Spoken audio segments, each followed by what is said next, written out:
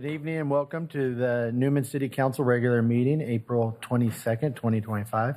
Please stand for the Pledge of Allegiance and remain standing for the invocation. I pledge allegiance to the flag of the United States of America and to the republic for which it stands, one nation, under God, indivisible, with liberty and justice for all.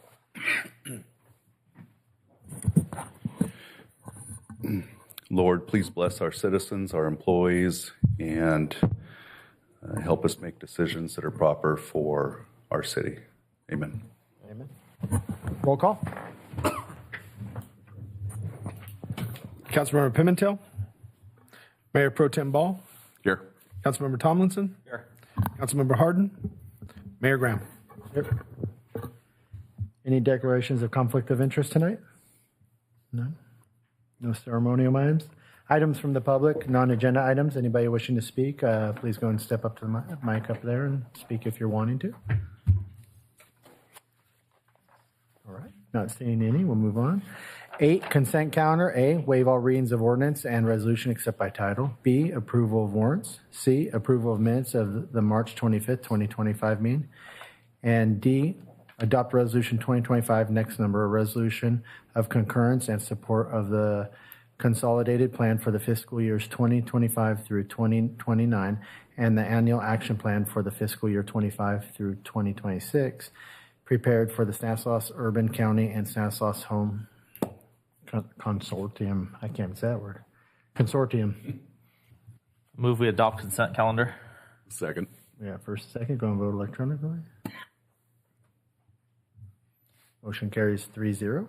Item number 9, public hearings. Adopt resolution 2025, next number, a resolution approving the 2025 citywide capital facilities development impact fees, nexus study, and update. Tonight we have Amy and Allison here to present that. Mike. Thank you, Mayor. I'll go ahead and start off real quick. So tonight we have our citywide capital facility fee, development impact fee, nexus study update. It's a process we have to go by in order to where we establish a nexus, meaning a reasonable tie to any of the fees that we're going to collect. As throughout this process, it's important to also incorporate stakeholders into the process. So what we did is after we got a draft document, we sent it out to the local BIA, which is a Building Industry Association. We sent it out to local developers that we know and landowners that we know that have built in the past or plan to build in the future. We sent them copies of the report. We had a Zoom meeting in March. Unfortunately, nobody showed up. I ended up ultimately reaching out to the BIA again just to see what happened. He indicated to me his got stuck in the spam. So we had a separate meeting and had conversations with Mr. John Beckham talking about our fee study. He went through it. He found a few things, and we looked at them, and he made some good recommendations. We went ahead and adopted those recommendations, which actually lowered our fee a little bit. And then subsequent to that, we revised our report that you have in front of you. This is our final draft that we're asking you to adopt tonight. There is a copy of an email from Mr. Beckham today that we included in your package today, just to let you know that he has approved of the most recent report. So I'm going to turn the mic over to Amy, and she's going to kind of walk you through a PowerPoint presentation and really talk to you about the Nexus study. Thanks so much. Can everyone hear me okay? Great. Good evening, Mayor Graham, council members, city staff, public. My name is Amy Lappin, and I'm a principal with Economic and Planning Systems, or EPS. We are an urban economics consulting firm. I am joined by my colleague, Allison Schaefer, who will be also presenting some of the technical analysis pieces of this presentation. Our firm has been around for over 40 years. We were started in Berkeley, California, on April Fool's Day, 42 years ago, and subsequently opened offices in Sacramento, where Allison and I are based, and then we have offices in Los Angeles and Denver, Colorado. These are several of our practice areas that we specialize in, including public finance and nexus-based analyses like the one we've prepared for the city and will be presenting on this evening. Here's a brief agenda of what we will be covering during this presentation. An overview of the update, an explanation of what a development impact fee is, the legal requirements associated with the capital facilities fee program, the details of the citywide fee program update, and any questions that you might have. So the purpose of a citywide facilities fee program is to condition new development to fund the necessary capital improvements required to maintain city facility standards. The city last adopted a comprehensive update of its capital facilities development impact fee program in 2002 under resolution number 2002-22. Since then, the city has adopted annual fee updates to account for cost inflation. This Nexus study that we prepared provides a comprehensive update to the CFF program and establishes the legally required findings necessary to implement the updated fee program. The city's fee program currently includes 9 distinct components, as shown here: fire, police, general government, transportation, sewer, storm drainage, water, and then associated fee program administration. The city is in the process of updating its parks master plan, which is also a component of the citywide fee program. We did not update it at this time. That is going to be updated after the completion of the parks master plan, which is anticipated later this year. So what is a development impact fee? A development impact fee is a charge imposed on new development to help fund the public infrastructure and facilities needed to serve new residents and employees in the city. The fees help ensure that the infrastructure required for development is in place before or as development occurs.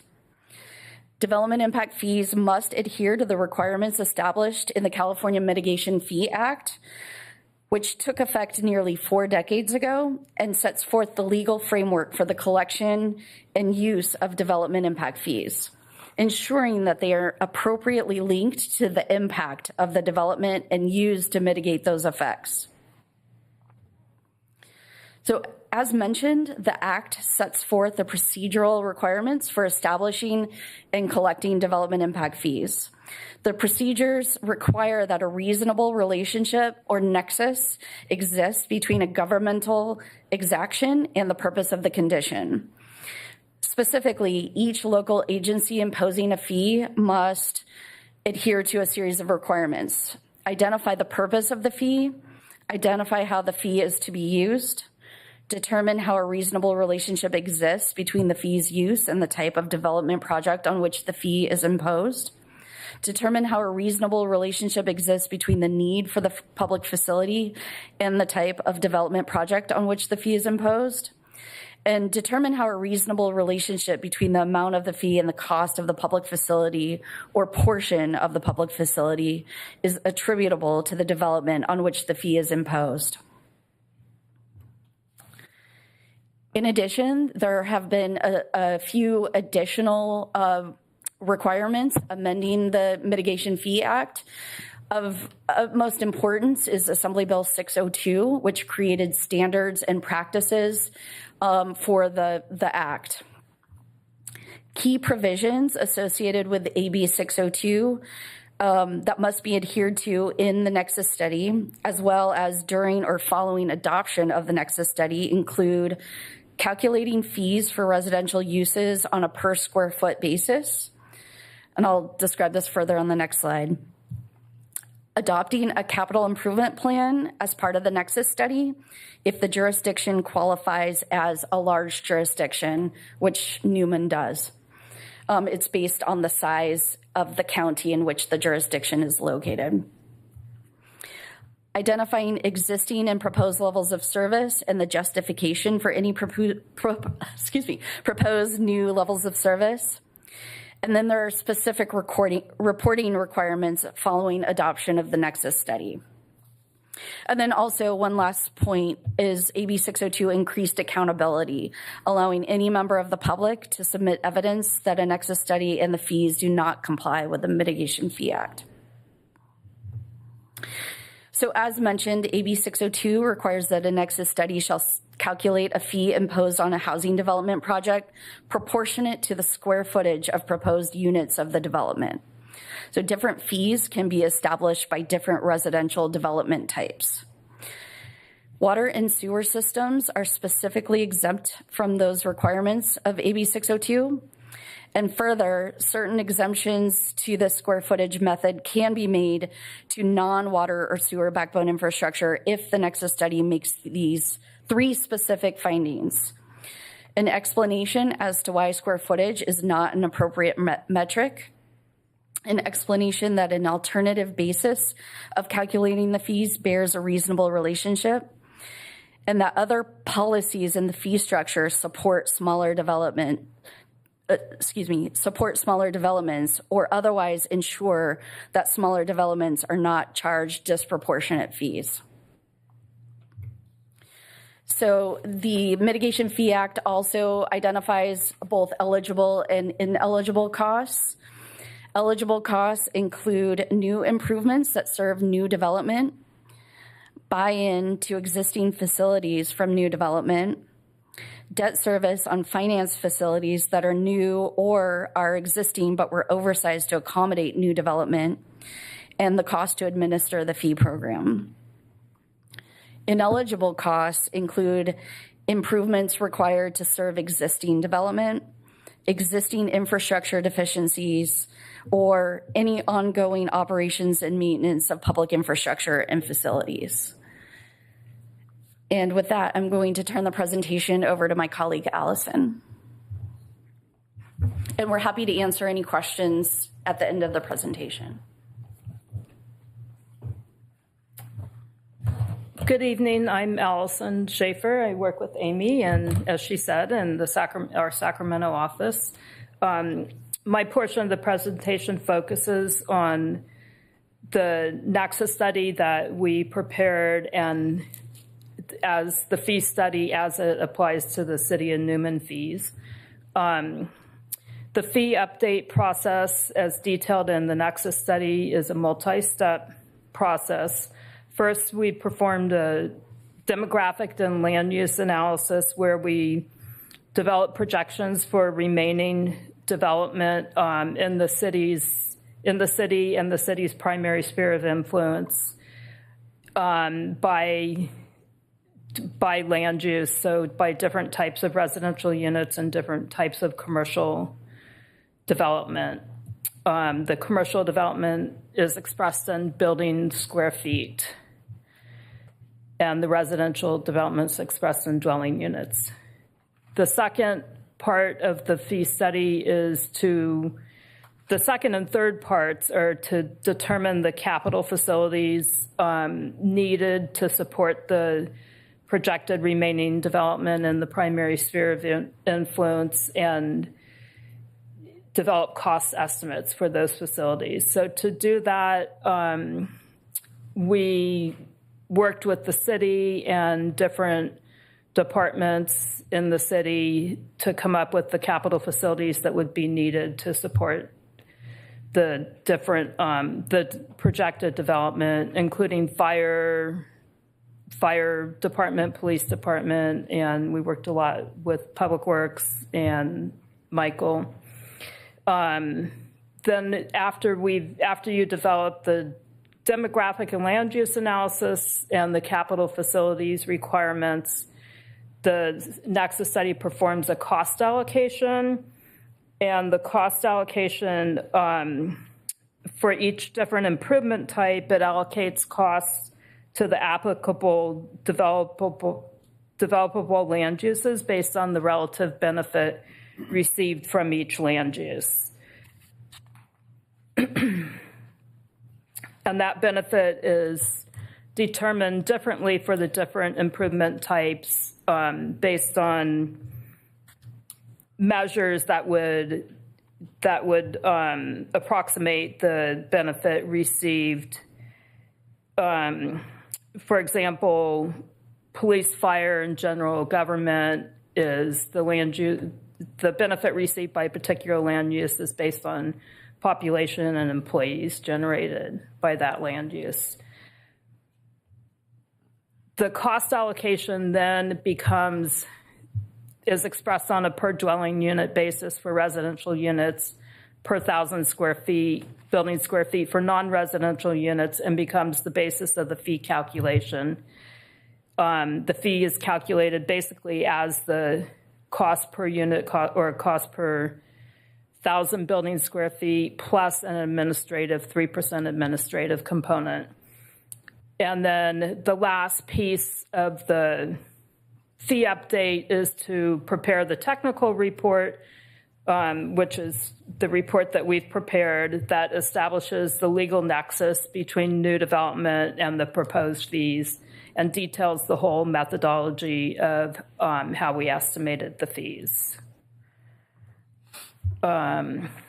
Okay, the next slide shows the fee components that we performed the fee estimates for, and it shows them in different categories.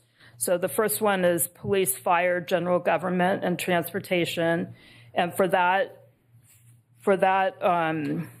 those fees, the residential fees are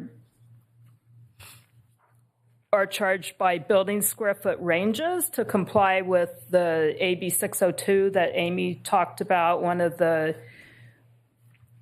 of the requirements of that was that residential fees have to be charged by building square foot ranges for all except for sewer and water fees, and where findings can be made that it's not an appropriate way to charge the fees.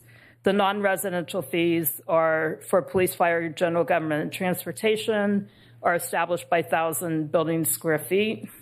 For sewer and storm drainage, the fees are established simply by dwelling unit, by type of dwelling unit, for example, single family and multifamily.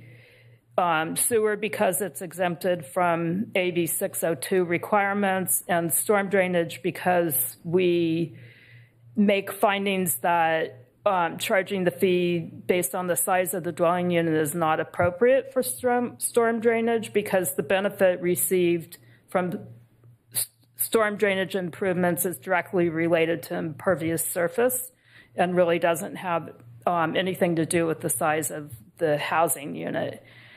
For water, which is also exempted from AB 602, the residential and non-residential fees are established by water meter size, which is a good measure of the benefit received and the demand for water.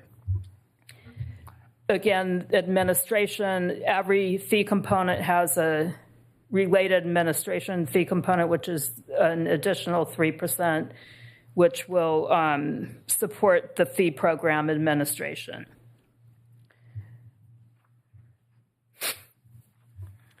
This slide gives a little bit more information about the fee categories.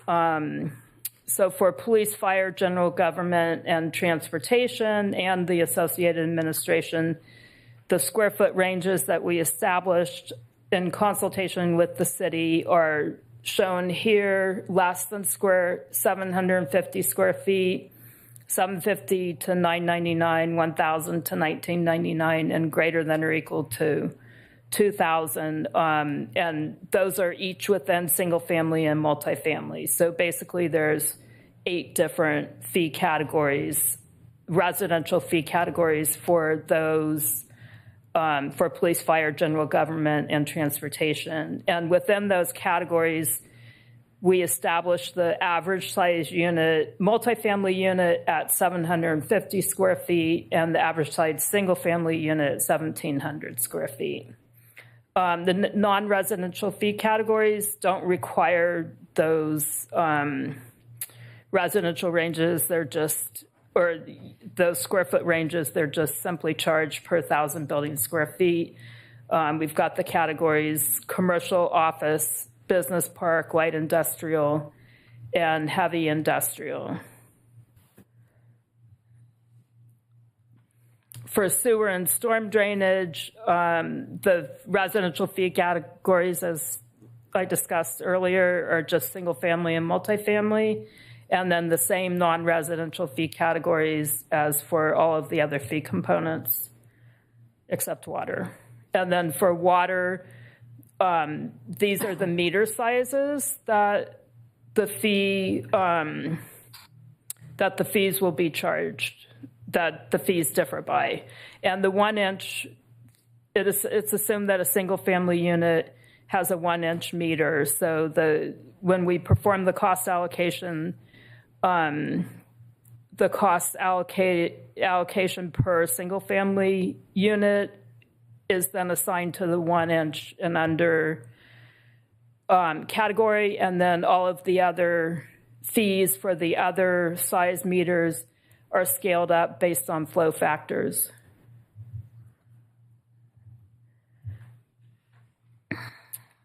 So this slide just gives some information on the overall fee changes for the proposed fees compared to the existing fees.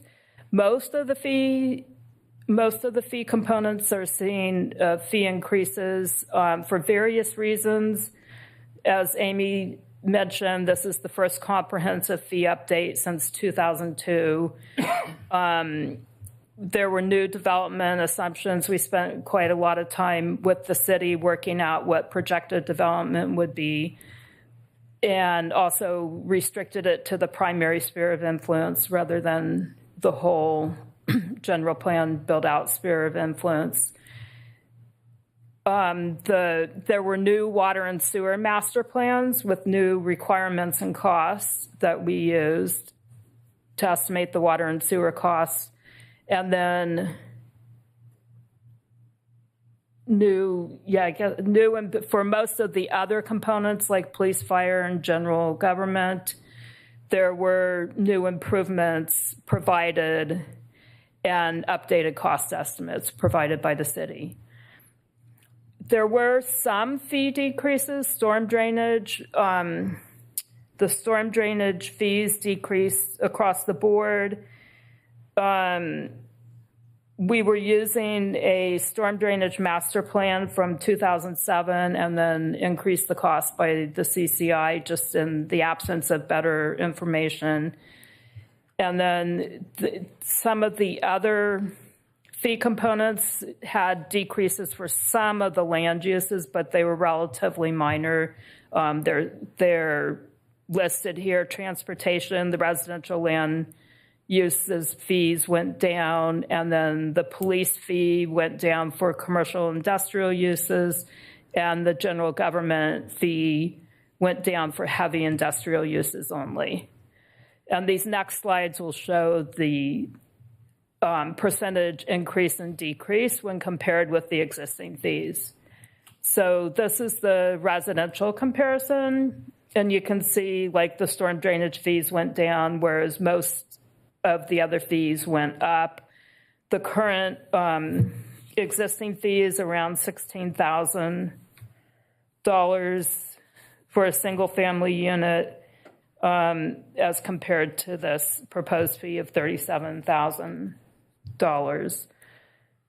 Also on this slide, as I just discussed, a lot of the fees are charged based on residential square foot ranges, but for the purposes of comparison, we just took the average single family, the fee for an average single family unit, which would be the 1,000 to 1990 square foot category, and the same for the multifamily.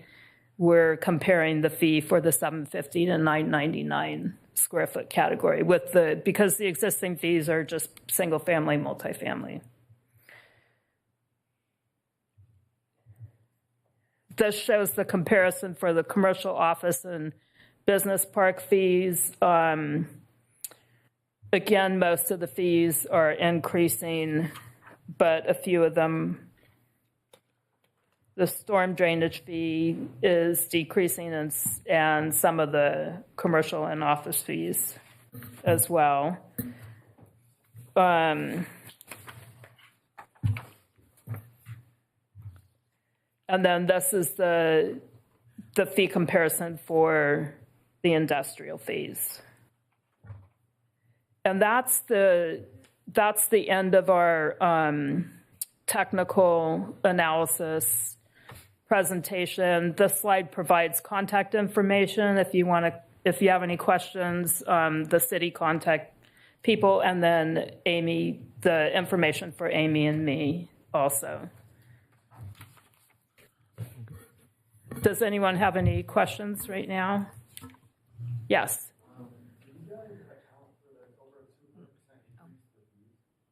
We should have a comment. Well, we did an. Allison, just real quick, do you mind speaking into the mic because we're live streaming and we have people on YouTube and they want to hear your question? No. You got to go up there, son. You have to go speak. It's okay. Yeah. Walk around. I just wanted to ask if you accounted for the fees increasing over 200%. Like why? As you guys Is your said, question why do yes. they Well, not why, but increase? did you guys account for the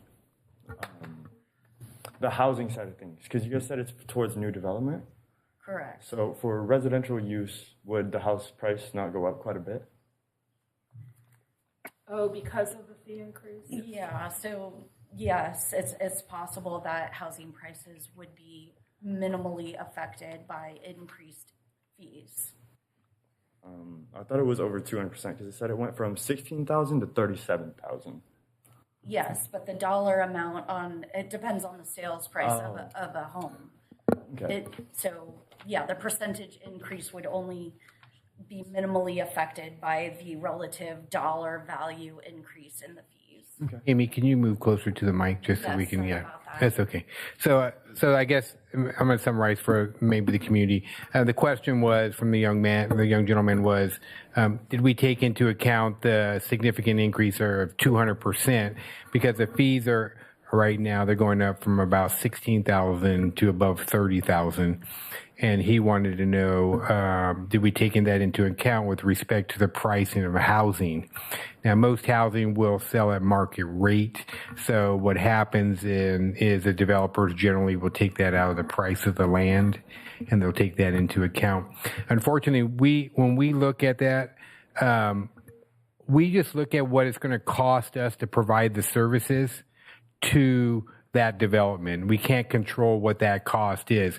If we don't charge the correct fee, then the existing residents subsidize that development, and that's not what we want. We want new development to pay its own fair share. So and then we haven't done a fee update in a long time. So cost of concrete, cost of steel, cost of electrical has all significantly increased, as you all know. We all go to the store and just think about if you had to buy new air conditioning units, those are much more expensive, and carpeting and windows, it's all more expensive now. The same thing goes on with our facilities when we're buying generators and pumps and the like. Those have significantly increased.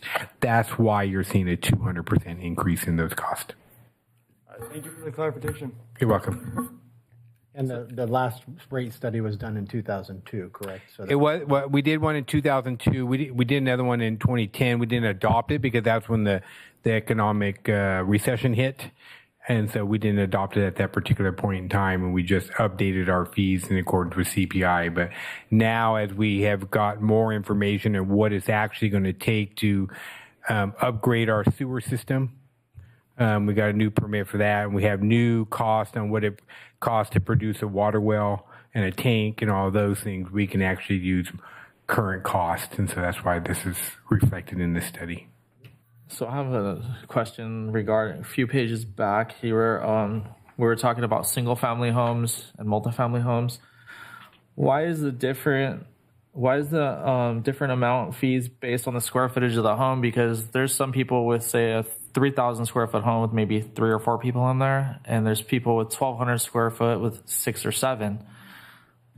Well, shouldn't it be based on maybe each house versus the square footage, just a flat rate across?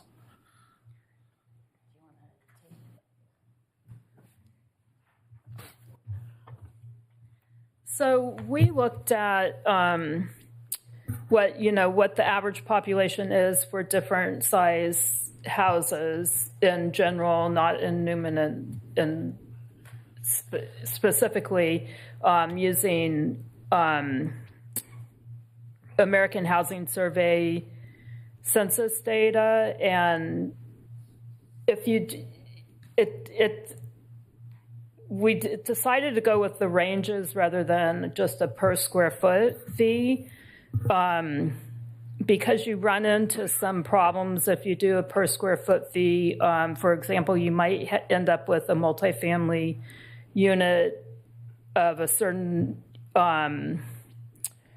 that's paying more than a small single family unit, like a large multifamily unit that's paying more than a large single family unit. And multifamily units and single family units do have different persons per household factors associated with them, and it just seemed like So to summarize, there's a lot of data out there. Some of it is recent. Some of it is relative to the state of California. Some of it is national data.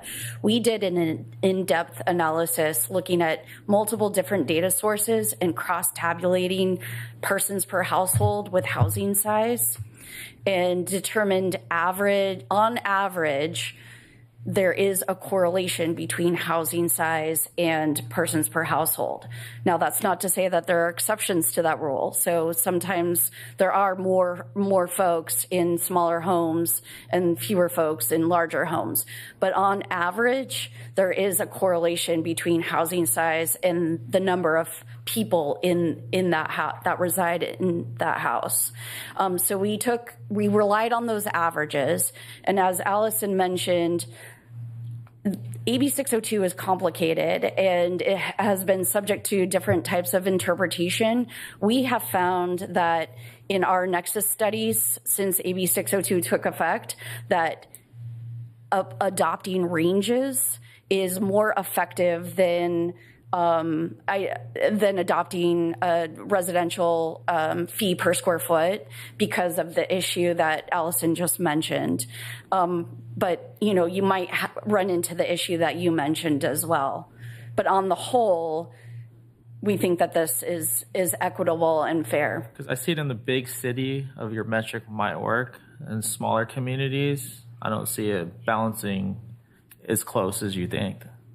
From just being in different smaller communities, I don't see that matrix working. We have to generally make some assumptions because we always have the metrics on either end of the bell curve that really skew things. But for the most part, most houses in Newman are single family living in them. Sometimes they do now have extended family because that's what we're experiencing in California with high housing cost. You have multi-generational families now that are living in houses. And so all I can say is, Councilmember Thomason, we try to just make the best assumptions we could and make this, as legally defensible as possible. And that's the key, is to make this as legally defensible as possible and cast a wide net over everything, because we're not going to hit the anomalies. Gotcha. Thank you.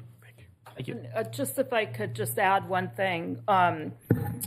If we did go with the straight fee per square foot, when you get into the higher end, larger houses, like say you've got, 4,000 square foot house, which would be pretty large, they're going to be paying like a much larger fee that's not proportionate to the number of people and the same on the other end. When you get into the real small houses, they wouldn't probably be paying a fee that was proportionate to their population.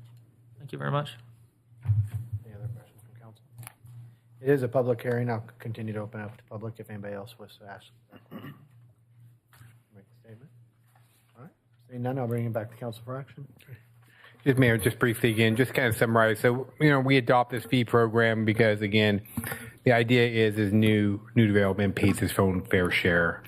And right now we're probably looking, I think, our latest update to upgrade our sewer treatment plant that, when you flush, it's the thing that treats the stuff that goes down there.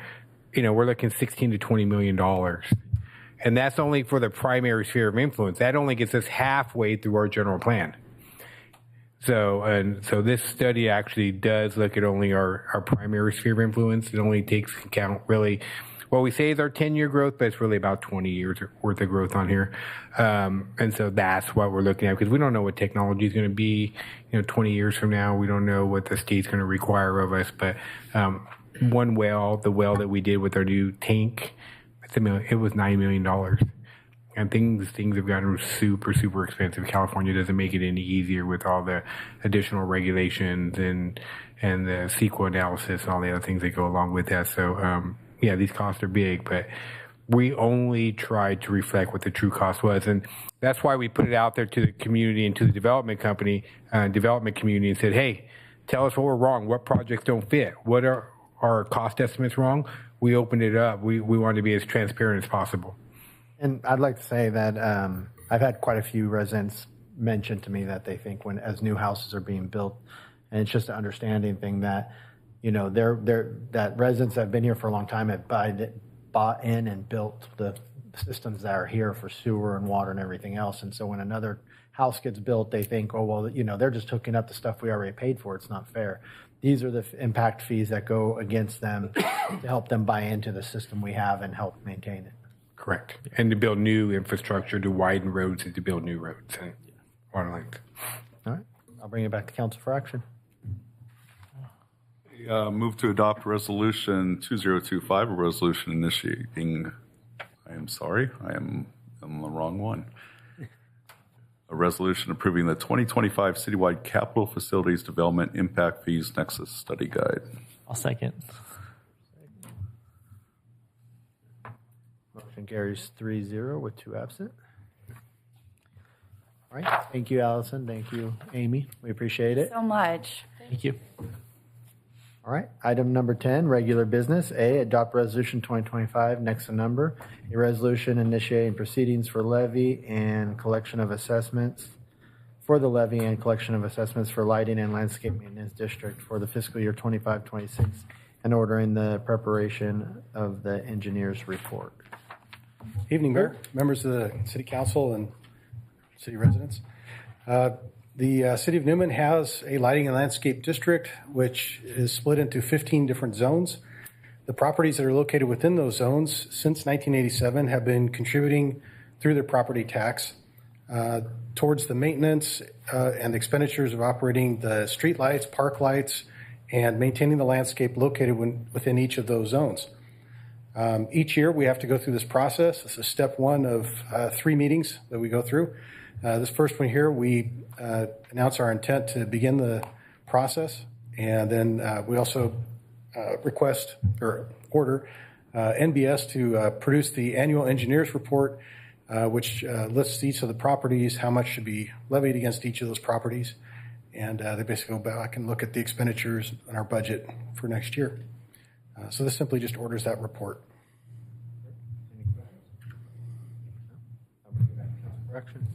Move we adopt resolution number 2025, resolution initiating proceedings for the levy and the collection of assessments for the lighting and landscape maintenance district for fiscal year 25-26 and ordering the preparation of the engineer report. Second. We have first and second going vote electronically. Motion carries 3-0 with 2 absent. Thank you. Thank you, Lou. Items from the city manager staff. Michael? Thank you, Mayor, members of the council. Just a couple items. You had a letter before you today. That'll be we got a corrective action letter from the state regarding our housing element. Not sure why they sent it. We're not really out of compliance yet because we still got some time left, but my snarky little letter will be going out later today unless Newman wants me to change something. With that being said, we did have a planning commission meeting this month, at which time we went over two of the requirements of the housing element. One of them was continued to May 8th. The other one was a rezoning, which will be coming forward to you in later, second meeting in May and first meeting in June for the rezonings that are required under one of those programs. There was also a variance as part of that process. That variance was denied by the Planning Commission. It was for a setback. We fully anticipate that's going to be appealed to this board, to the council. Again, I anticipate that'll probably come in June for you guys to take a look at that. And then just lastly, we did, again, as you know, through Congressman Duarte's office last year, we were approved for a community funding request for the Foster Farms facility. We have resubmitted that now with Congressman Gray, and hopefully that'll be forwarded on to the Appropriations Committee, but we won't find that out until next month. So with that, I can answer any questions you may have. Any questions? Thank you.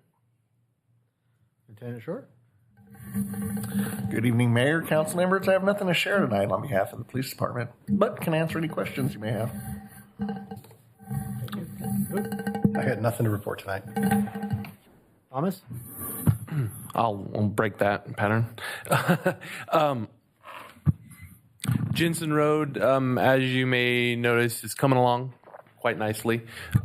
Due to a couple rain days in the beginning of that process, and a couple other items we're working on that project, it's projected to be finishing up by next week, and including the striping.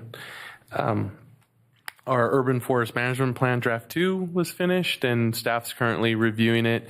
And we plan to bring it to you for consideration in June. And it's looking great, and it's going to be a great plan to help us manage our urban forest. And today we had a pre-bid meeting for our slurry seal project. It'll be on the northeast side of town.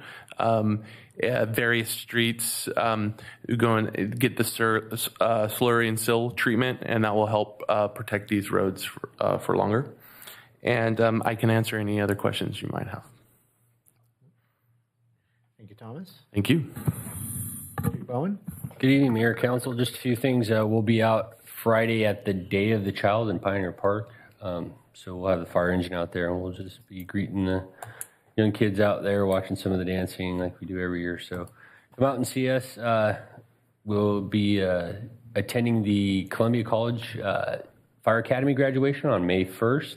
We've got 2 firefighters in that academy, so we're going to go up there and congratulate them. I just want to remind everyone to have a happy and safe Cinco de Mayo. That's on its way. And then also happy Mother's Day. I can answer any other questions you guys might have. So just want to thank you for your questions. Don't stop asking questions. Keep it going. So appreciate that. I don't have anything else, but thank you. Nothing. And I don't have anything either. Thank you guys for coming. If you guys need signatures, come on up and then ask for adjournment. Move adjourn. First, do we have a second? Second.